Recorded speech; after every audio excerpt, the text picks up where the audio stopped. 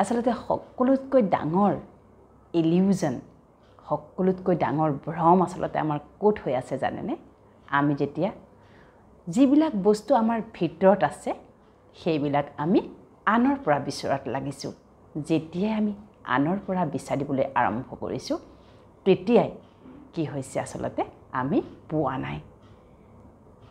যিটো আমি দিয়া বস্তু সেইটো আমি বিচাৰিবলৈ আৰম্ভ কৰিছোঁ।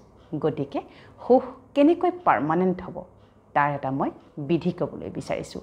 আপোনালোকে এপ্লাই কৰি চাওকচোন জীৱনত, নিশ্চয়কৈ 90% হ'লেও আপোনালোকৰ জীৱন সুখৰে পৰিপূৰ্ণ হ'ব।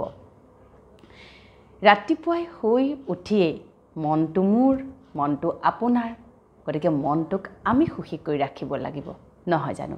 মোৰ মনটোক আনে সুখী কৰিব নোৱাৰে, মোৰ মনটোক কিন্তু আনে দুখী কৰিবও নোৱাৰে। সুখ যেনেকৈ সুখ আনে দিব নোৱাৰে, দুখো আনে দিব নোৱাৰে। আনে দিয়াটো তেওঁৰ সংস্কাৰ, আনে